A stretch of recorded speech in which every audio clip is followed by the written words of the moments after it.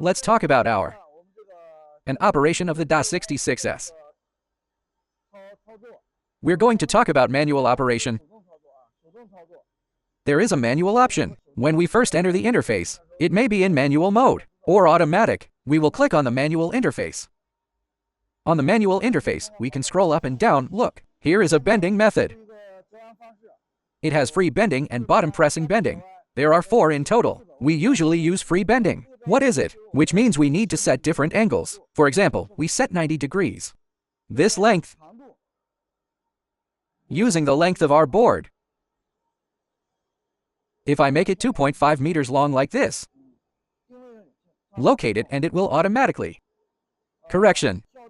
When we bend the board, when there is an error in the angle, like 1.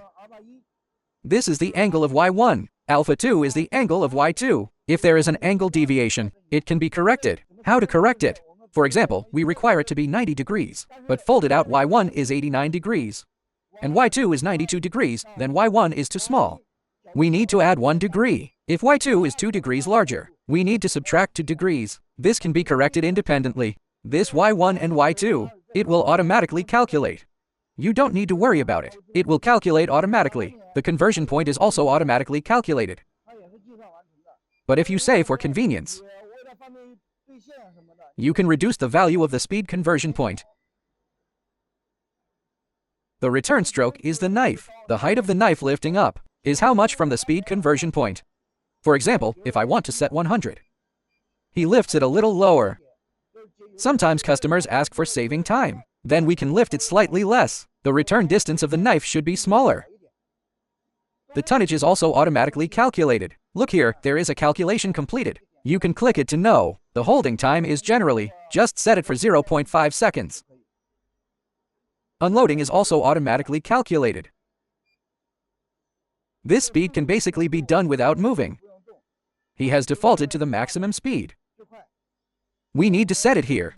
For example, if we want to fold. If we use a small board to test it, we need to fold a thick iron plate here. A 1 mm thick iron plate. The material is called ordinary iron plate. He will choose aluminum plate, zinc plate, stainless steel plate. Click on the upper mold.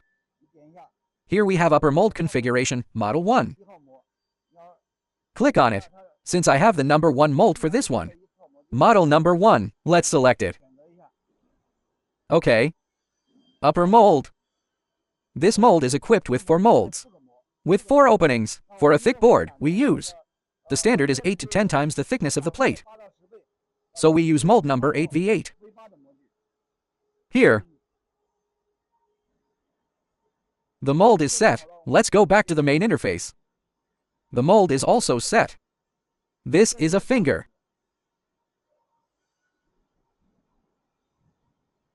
The position of the finger. This is the x-axis. For example, we need to fold 20. Confirm it. When retracting, sometimes the workpiece, like this workpiece, I have already folded it once, but I want to fold it like this. I need to fold it again at this position. When folding, it will tilt up, touch the back finger. Then we'll ask for a concession. The distance is generally higher than the first knife. The folded side should be slightly larger. For example, let's add 15. Our axis up and down. If you fold this knife, you have to block this position. We need to. There's a corner here. If it's not standard, you can turn the R-axis down a little bit. I block this position here. For example, I want to give a. It goes down and is negative, like -5. To go down, but I think this side is too small. It will alarm. Then I change it to 100, like this. And it can be changed to, and you can enter a negative number. It can go down Z1, Z2.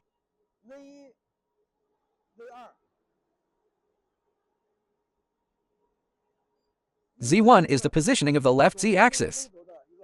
Z2 is the positioning of the right Z-axis. We can change. For example, we just had a plate wall. I want to change it to 1 meter. It will automatically calculate the Z-axis position, where it will stop.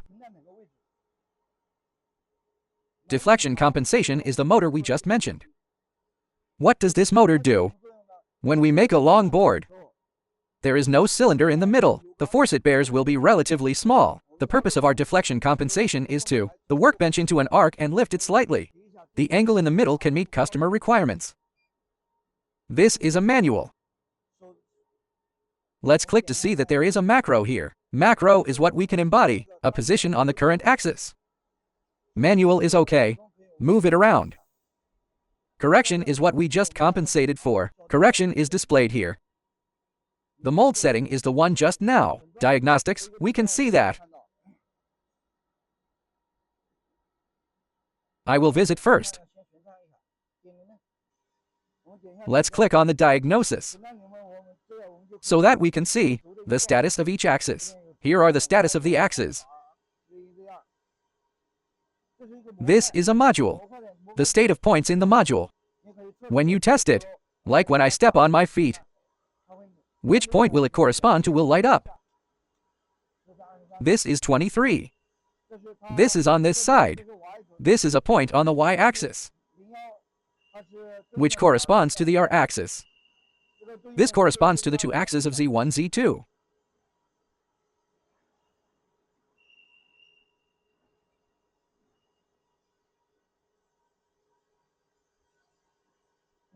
Let's go back to the main interface. When we are operating normally, we need to use these drawing buttons on it. That's not very important. If the customer requires more precise, you can adjust it below. Normally, we need to modify this area, which is length. This is the angle. X-axis position, X retreat. Upper mold. This is the upper mold. These are the common ones.